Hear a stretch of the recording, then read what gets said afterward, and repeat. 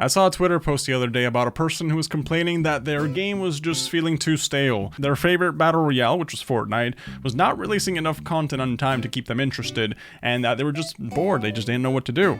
And this was the same person that a couple of weeks ago also posted that they managed to speedrun the entire battle pass in about 3 days after it came out. They got to max level, and you know, it kind of makes me think of back in the day when games didn't have battle passes, back when games didn't have all this sense of constant progression and make you always have to log in and play the game just to be able to keep up with the current meta. Back when games are much more simpler, like you just had what you had and that was it.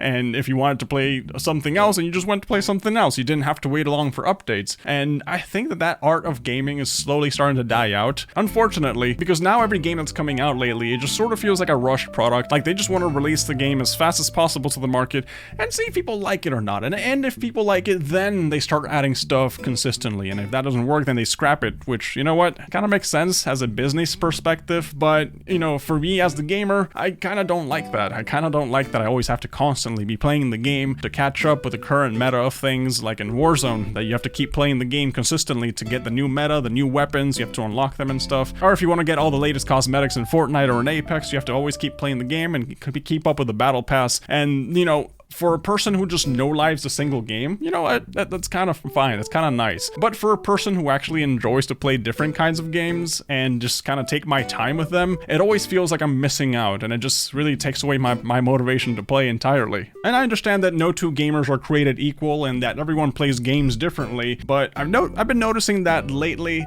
a certain style of gaming is being prioritized over the rest, and that style is like when you no-life or when you main a game, and that's literally all you play. It's like games don't want you to play other games, obviously, because they want you to spend money on that game, but they're doing it in such a way where it's like, it feels like you're constricted and you're stuck playing that game if you want to have the latest things that happen in that game. And that sense of dread you get from having like a time-sensitive content that you just have to do, if not you're gonna miss out, really takes away a lot of the fun in gaming for me. Like, I honestly can't even think of the last time I enjoyed more than one season of Apex or one season of Fortnite, because usually by the time I get to the end of the battle pass, I am so worn out and tired from having to forcibly play the game that I kind of just don't want to play the game anymore, and I just switch out to something else. But unfortunately, I think that's the current state of gaming because it makes the most money, because people want you to keep playing their game over and over and over again, and that just leads people to just burn out from games in general, especially like the live streaming community, which is actually partially responsible for this whole gaming mechanism that we have in the first place. So what happened with the popularity of live streaming is that it sort of normalized the idea that you're allowed to just mainline a game